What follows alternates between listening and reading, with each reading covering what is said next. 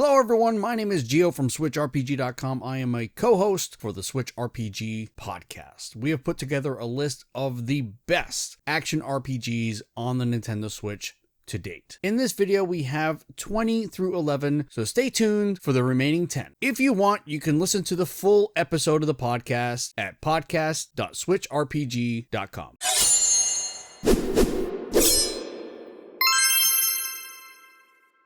Now we are on to our top 20, and at number 20, so let me just say a little bit of how we got to this list, okay? So I came up with 20 RPGs, you came up with 20 RPGs, we ordered them, and this is essentially our list, so we kind of ranked them in there, and there was some areas where we kind of fought a little harder for where they should be in the top 20, so there was some bloody noses. I did cry a little bit, but we're over it now. We are over it at this point. And to clarify, we actually came up with a list that was far more than 20. And we threw out a few games too. So yeah. So we have and some of the games that we threw out, we kind of didn't want to. We had them in the recommendation stuff, right? The little tip of the hat, like, hey, you're good, but not good enough. Not good enough. All right. Why don't you give them number 20? Number 20 is Rogue Legacy. It is quite an excellent game. It's old. It came out on PC many, many years ago, and it didn't revitalize the rogue-like sort of genre. There were other games that released prior to that have kind of made roguelikes become so popular, but Rogue Legacy is kind of the embodiment of what a roguelike should be, especially in the modern roguelikes that we experience today. They all kind of owe a lot to Rogue Legacy itself, because Rogue Legacy did a lot of fantastic things regarding its loopback and how to minimize the punishment of permadeath or pseudo permadeath that happens, and to incorporate a sort of nice little feedback loop. And there's some games that are on this list a little bit higher up that owe a lot, and I'll call them out, but they owe a lot to what Rogue Legacy did before them. Right. And this is a game, you had mentioned it, and I did look at the gameplay, and it's just not anything I would play. It does remind me a little bit of Monster Boy. I know that it's doing something very, very different, but it just didn't look appealing to me. But I could see and appreciate it for what it is, whereas it doesn't really rip your guts out when you die. There's that feeling of accomplishment when you do die. You can kind of carry over some of that over to your next playthrough, I guess you could call it. And if anyone's wondering what the combat's like in that game, just think RPG Castlevania games, and that will give you a very good idea as to what to expect for the combat. Because there is a big giant. The game takes place going through a big giant dungeon castle, and that castle, every time you die, gets re-randomized again, and you have to re-explore that castle over and over and over again with random loot placements and enemies and rooms and whatnot. So it's not a good speedrunning game. Well, you can lock the dungeon layout so that if you die, you can kind of lock it in place what the prior one was before it gets re-rolled and re-randomized. So you can, if you like the layout of a dungeon, you can or of the castle, you can kind of lock that in place and play it indefinitely. Nice. That's actually a pretty cool feature.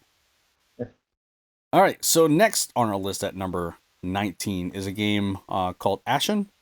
Ashen is a Souls, I hate to say it, is a Souls-like game. It is a game that is focused primarily on combat, and it's more of the dance, okay? So it's more of that one-on-one combat. It is a third-person action RPG, and I love the environments. The character model himself is a very minimalistic kind of look to it.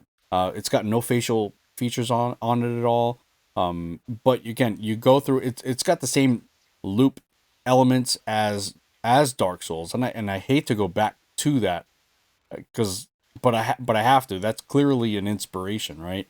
But it does the combat justice. It does a really great job, and it does have a little bit of a co-op, or I believe actually it is co-op. So there you go, Johnny. You got to play this game. You love co-op games. I've tried playing, Soulsy style co-op games so much, but no one ever wants to co-op with me on those games. Oh It's man, frustrating. well it's too bad. But Ashen again is I love the environments in the game. I love the enemies, and what they look like, the characters in this game. I do recommend this game. It is the epitome of an action RPG. It is definitely a game that you'll want to play. And even some of the tags, if you look at some of the tags on like Steam, one of them is Souls like. It's on there. Okay, it's on there. So Ashen, I believe we reviewed it on the site, got really well rated. So that is number 19. Number 18 is a game I just completed, Trials of Mana. Trials of Mana is a remake, a 3D action remake of Seiken Densetsu. Is it three? Three. Yep. Three. It is again another. It's a third-person action RPG.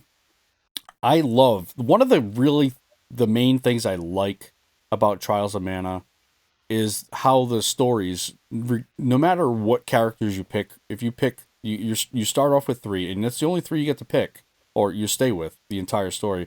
But the party members that, or the other characters you do not pick from, are still intertwined in the story and matter. They add to the complete narrative. So you don't get to see their side of things or whatever it is they're doing, but you get to see glimpses of what's going on. It almost makes you want to replay the game over again. And it's got all the other things you want in an action RPG, right? It's got the combat. It doesn't really it does a good job with it. There are some issues with like camera locking on a target and your camera gets all wonky. You don't know where things are.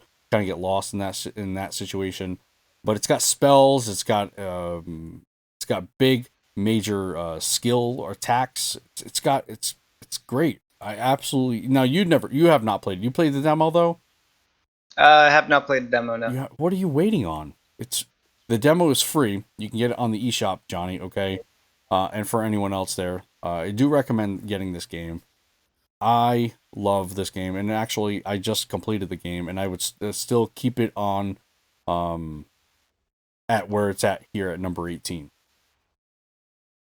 Number 17, Marvel Ultimate Alliance 3: The Black Order. This is kind of a throwback to kind of your isometric action RPGs with Diablo-esque. Now it doesn't have the random loot, but it's got all your like a ton of Marvel characters in here, and you can have so many different combinations at one time, and some of the combinations give you certain bonuses. So, for example, if you have a bunch of women on your team, you get certain bonuses to certain things, or if you have certain, like I think it's Deadpool and Wolverine, whatever, you get a certain bonus there. So there's different tactics you can choose by depending on who's in your party. And one of the really cool things, the story's actually really good. The DLC that's available for it is actually very good as well. But one of the things that is so awesome is when the synergy attacks. So basically, someone does their special skill, another party member does their special skill, and you can combine this up to 4 different times, and it's just some big epic thing that happens. It's so fun to play, and again, it's co-op. Johnny, what are you waiting for? Uh, A sale? yeah, still. That's a good one. Yeah. So that is at number 17. Johnny, take over number 16 here. Yeah, number 16 is Bloodstained Ritual of the Night, and I know the game had a rocky launch, but it's been patched multiple times and Yep. has got some fairly definitive patches that have spruced things up, and just the nature of the combat and of the action, because this is Castlevania Symphony of the Night style gameplay. You're exploring this big giant castle environment, multiple different sections to it, caves and libraries and whatnot. It tickles all of those fancies. It's got a very satisfying loot grind system where that you are being rewarded in multiple ways for killing an enemy.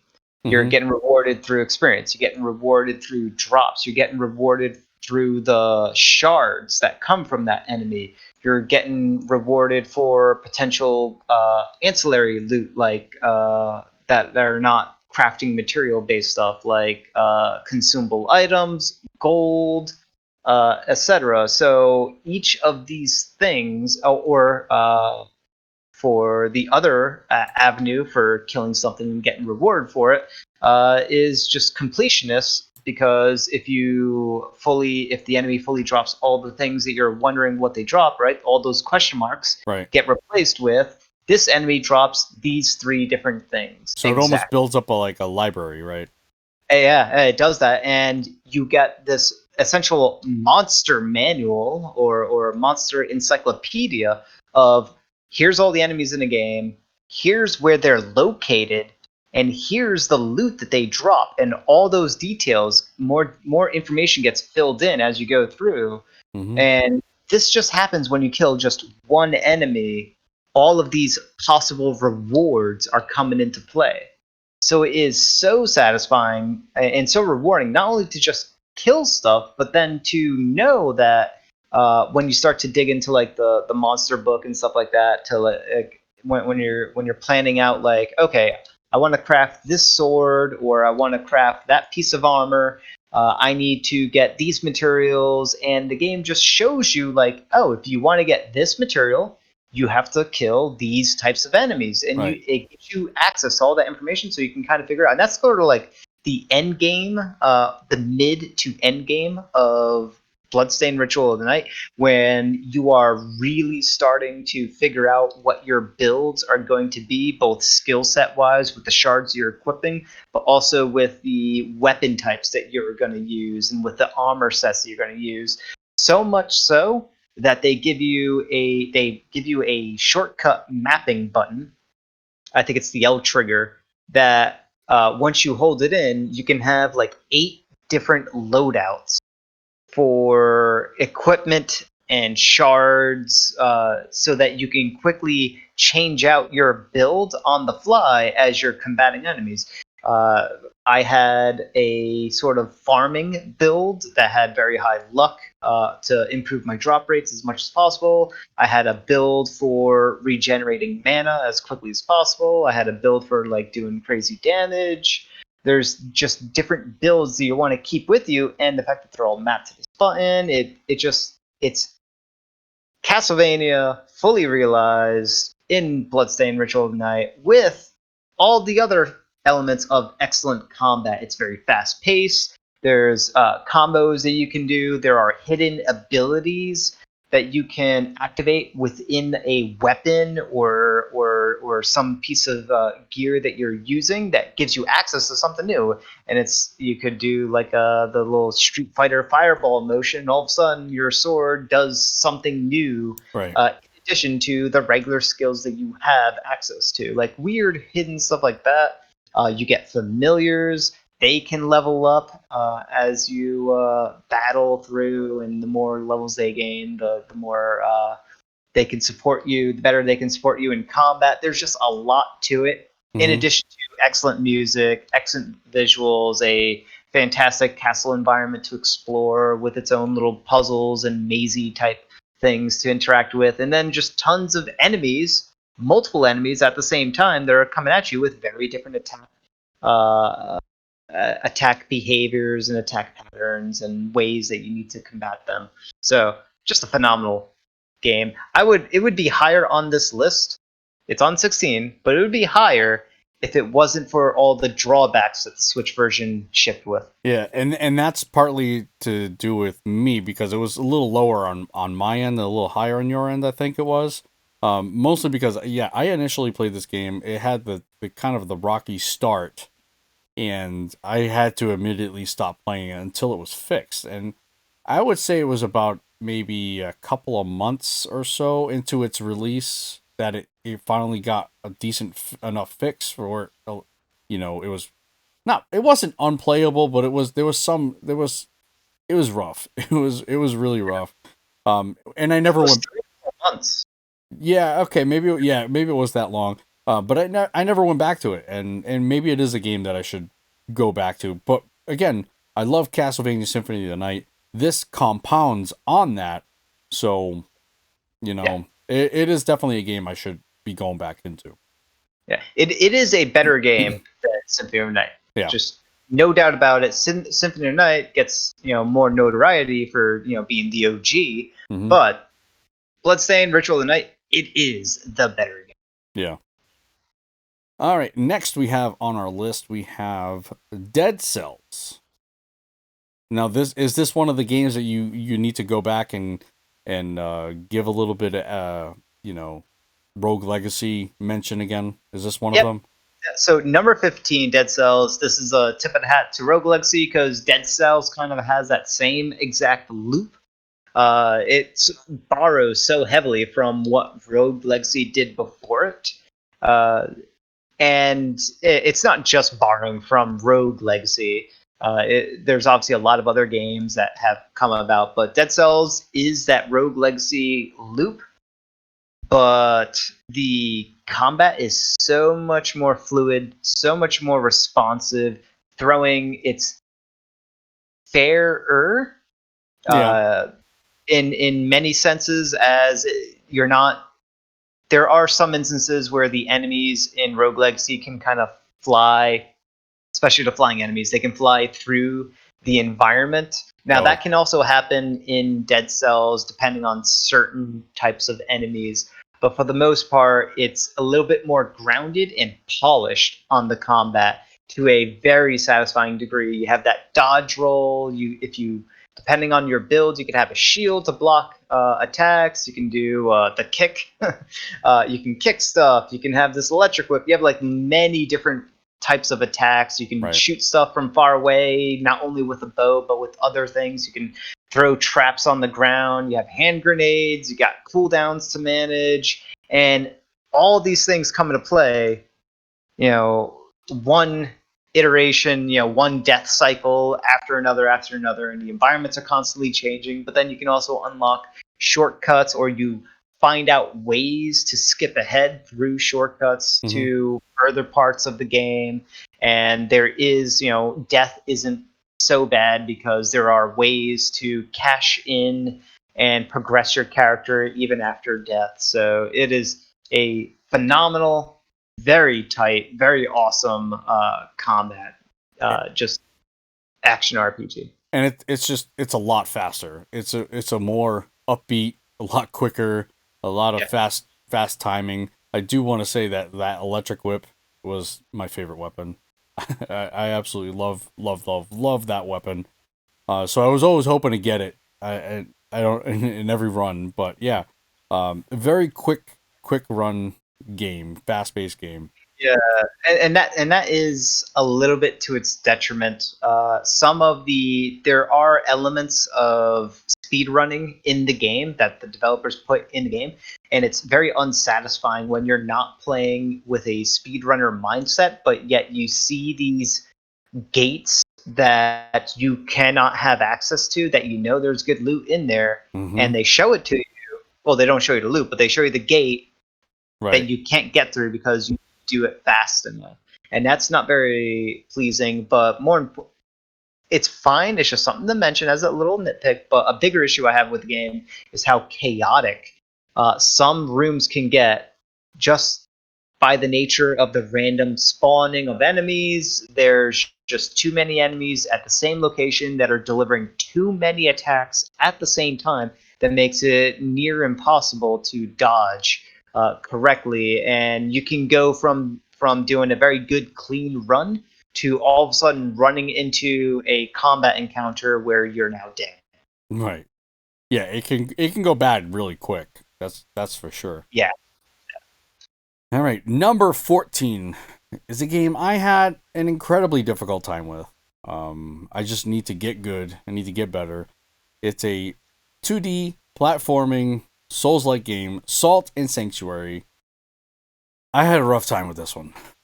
And again, it's a little lower on the list, mostly because of me and me for my hatred of how bad I was in this game.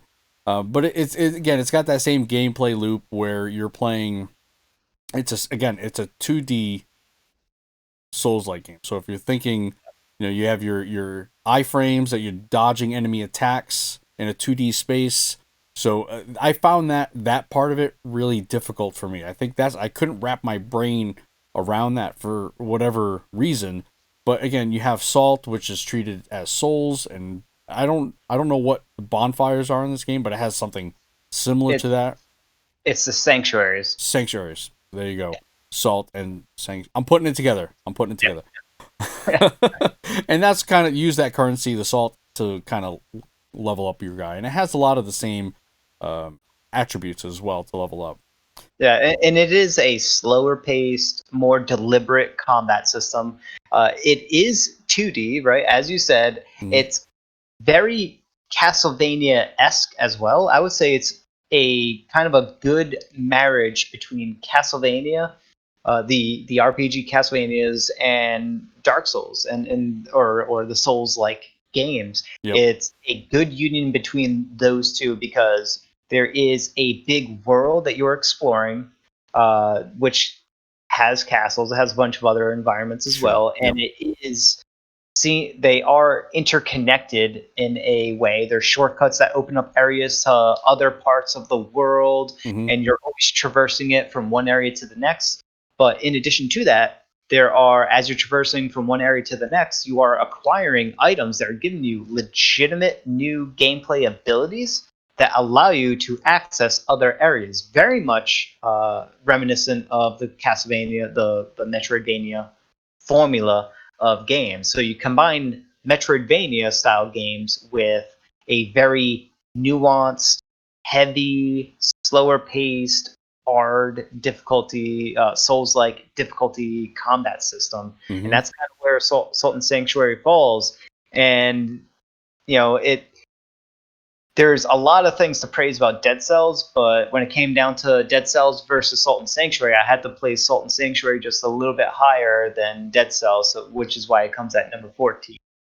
Yeah, it just does combat or action just a little bit better in a more not, I guess you could call it, strategic way. Whereas Dead Cells is kind of frenetic. It's got that frenetic action, and Salt and Sanctuary, like you mentioned, is a little slower, methodical Yeah, and, pace. and and the world is not randomized as well, Right. so it is something that is handcrafted versus Dead Cells, which is yes handcrafted but randomized. Yeah. So Yep.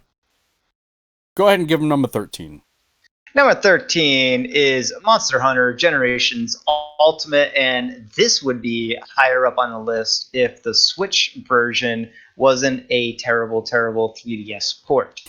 Monster Hunter is fantastic. Now, yeah, this is not, Monster Hunter World and all of its fancy graphical shenanigans and whatnot, but this is the biggest content filled Monster Hunter game out there. This has everything and then some, all the monsters. Well, maybe not all the monsters, but it has a whole lot of them, different varieties of them, your G rank missions and all that stuff. The only problem is the sloppy port that was handled with it. But when it comes to Monster Hunters games, like they are absolutely, if you've never played them, they are absolutely fantastic. Some of the best multiplayer co-op RPG experiences you could ever get. It's nothing but boss battle after boss battle after boss battle, and these boss battles are oh so good. Mm-hmm. They require lots of analysis, lots of studying, some degree of patience, Some trying home. to figure. You need to do homework for this. It's really as you're fighting the boss. If it's your first time, a particular monster, you are learning as you are fighting them, and it is such a thrilling epic experience, even with the most early game of big monsters to hunt. And then as you get even more familiar with the process and familiar with your weapon and its move set and comfortable with that, your skill set improves. And then you move on to harder and harder monsters because you don't level up in Monster Hunter. Mm, You get better gear. So right. your progress is directly tied to your gear. And you won't be able to progress unless you get good. And once you get good at a certain monster, you then get the gear from that monster that you felled, which then allows you to die a whole lot on the next hard monster. And then to get good again, and then to get gear again to then Right. progress to the next harder monster. It's a very satisfying, very awesome loop, and especially when you're playing with other players, Yeah. there's nothing else like it. Yeah, I mean, It's everything you just said sounds fine until you actually look at the game. I'm sorry. The game just doesn't. This wasn't even on my list. The game just doesn't. It's not appealing yeah. whatsoever. And I have a few other issues with it. I think if we had the Monster Hunter World experience, with actual Monster Hunter World, I would so be into that. I would definitely be in all over that. Except this is what we have. We have the terrible 3DS port. I think the worlds, the segments are really really small, and then when you go from one segment to another segment in the world, there's a terrible loading screen that looks really, I don't know, it just looks way off putting to me. And Yeah. I don't know, it just feels too small. It feels like a 3DS game, and I don't want that experience. I want my Monster Hunter World experience to be, my Monster Hunter experience to be like Monster World. And Well, that's, go yeah. ahead. Yeah, I'm totally with you. I would say they should have ported the Monster Hunter 3 Ultimate from the Wii U. Right. They should have ported that to the Switch and enhanced it with additional content and whatnot. Right. But they didn't do that, and that's really the big folly. Otherwise, Monster Hunter had, if it was 3 Ultimate, or if it was, especially if it was World, it would have the potential to be, top 3 on this list, no question asked. Like Monster Hunter combat and action, and I don't know about that. Maybe it's just, if it was it's Worlds, yes. If it was Monster Hunter World, I could see that. But but man, what we got was just not. It's not the Monster Hunter experience I want, to be yeah. honest. But it's I, it's got it's got that loop though. It's got that combat. It's got the big boss battle after boss battle and the studying. I love all that stuff. It's just, give me something that's better looking. And hey, maybe they are working on something. I hope. yeah, and placing this version of Monster Hunter at number 13 is a bit of a stretch. I admit it. I Mhm. admit it's a bit of a stretch, but that's a testament to how good, when Monster Hunter is done right, like 3 Ultimate, like World, Yep. it is amazing. Right. Oh man, give me that Monster Hunter World. Next on our list, we have at number 12, Yeast 8 Lacrimosa of Dana. Now, this is a Neo Falcon game. It's I think you mentioned this. It's just a very solid overall game. It's good at everything it does. Not great, maybe not great. Maybe it's got some great aspects to it, but it's just really solid in all of its aspects. It's really solid in its combat, solid in its skills, spells, that sort of stuff. Solid in its narrative, environment. I think there's a little bit lacking in its environment, but it's good. It's just good overall. Our action RPG, I would say anyway. It's sort of like a good baseline Mm-hmm. by which to judge pretty much all the other action RPGs by. Meaning, like, are you better than these? Then I should really pay attention to you. Are you worse than these? Are you very, a lot worse than these? Then maybe you're not worth my time. If you're just slightly worse than these, well, maybe you're still worth my time because these is really good. Yeah, yeah, you're right. It's just kind of, it's in the middle of everything, but it's always one of the recommendations for RPGs in general on the Switch. So Ys 8, Lacrimosa of Dana. Number 11. Man, I really got to get this game. And I mention this all the time, but go ahead and give me number 11. It is Cadence of Hyrule, Crypt of the Necrodancer, featuring The Legend of Zelda. Yeah, yeah, yeah. I listened to the entire soundtrack. It's like 5 hours long. Nerd alert. It is. I just did this recently. Like over this past weekend, I listened to the entire soundtrack while doing other stuff. But it is so good. It is so good. So Yeah. good. Yeah, it's a very very unique game. It's a rhythm action RPG. Right? I mean, there's really no other way to get around that. And so you're moving along the grid, and so are your enemies. Your enemies have a certain move set that they kind of do around the grid, and you're kind of bebopping along to the rhythm of the music because that also gives you benefits. Yep. And again, you're just kind of traversing dungeon after dungeon. And I'm not sure. I have not played this. Is there has to be some sort of narrative, right? There's some sort of something going on behind the scenes, Yeah. right? There is a story. Also, there are some places in the world as you're exploring through. Like, for example, the I don't know if it's called Kakariko Village, but there is a village that your house is in that you don't have to worry about the rhythm of the music. Oh, good. You can kind of almost free roam freely. You're still moving in a gritty way, but it's not. You don't have to worry about the rhythm of the music, so you can kind of move pretty quickly and talk to the various NPCs that are in that town or in some other sections of the world. And the overworld itself. Now, being that this is a roguelike style game, you're going to die and then you have to kind of start all over again from the beginning, but there are many things that progress along with you. Mm-hmm. For example, if you beat a dungeon, that progresses with you. You collect major hearts, that progresses with you. You collect certain types of items, that is going to stick with you as you die. But there are other aspects that are going to change and get randomized. Um, I could be a little wrong on the heart thing. It's been a while since I played it, but Okay. I will say that when you do die and you start over again, you're going to be able to spend a currency of sorts. I forgot what the currency was, but you're going to spend some sort of currency to sort of build out another baseline or to increase your long-term progression of certain abilities and stats and whatnot. Mm-hmm. And that's very satisfying. But the overworld that you're exploring through, like you would typically get in a Link to the Past style 2D Zelda game, your overworld doesn't change. It gets randomized once the first time you fire up that save file, but all the dungeons that you're going into and exploring and conquering, looting and conquering the boss in, those get randomized every time you enter them and every time you die.